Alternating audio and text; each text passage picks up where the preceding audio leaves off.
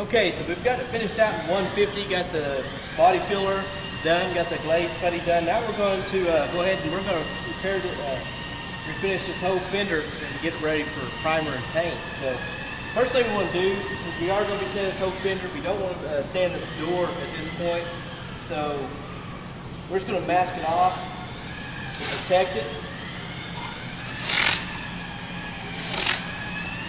And you want to do this with all adjacent panels when you're DAing, just to make sure that you don't accidentally run into it. And what I'm going to do, I'm going to get 500 grit on DA. And now that I'm finished sanding, I want to use this inner surface pad. It just gives a little extra protection and eliminates any hard edges from the DA that it may get on these edges, and gives you a little bit of a cushioned sanding area. So anytime you're finished sanding, you want the inner surface pad. If you're leveling or feather edging, you don't need that. So I'm going to sand all these areas that I'm going to for sure paint, probably here all the way to the front of the fender will all be paint. I'll probably use some of this for blending. So from here forward, I'm going to sand with 500 grit on DA. And also with these finer grits, be sure and have a scuff pad to keep this clean. Else there'll be little seeds on there on the pad, and that could scratch the surface.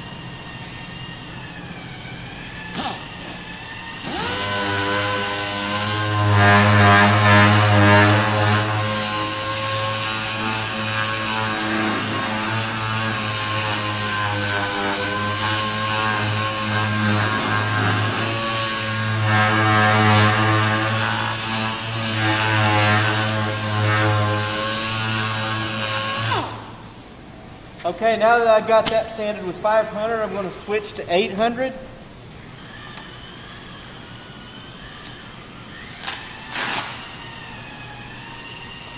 And this is what I'll be blending into, and all this whole entire panel will get clear coat, so it needs to have something to stick to. I'm going to sand that with 800.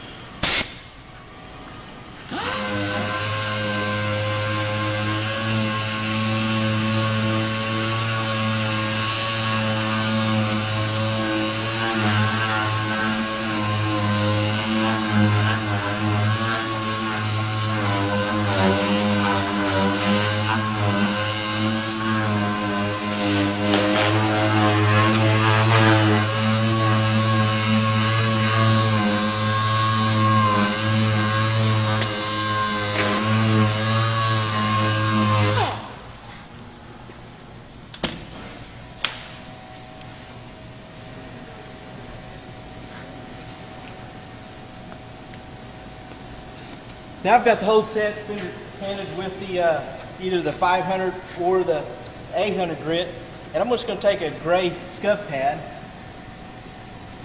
and now I just want to get the edges.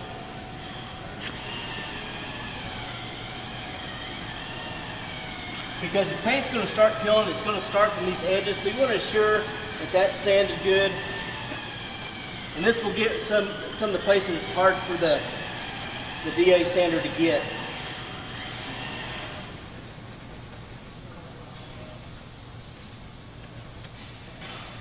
I'll just do the entire panel with this.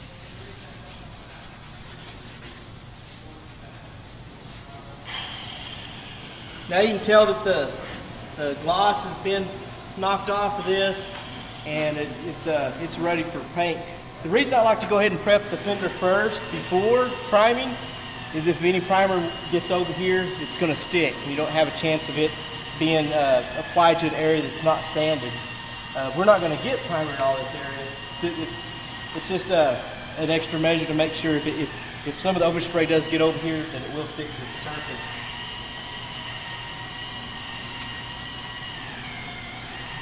Okay, next what we'll do is show you how to mask this off for primer. And we're going to shoot some epoxy primer on this, and then we're going to shoot some primer surfacer, block it out, and we'll use guide coat to, like we showed you with the glazing putty. We'll block it out, and then we'll get it ready.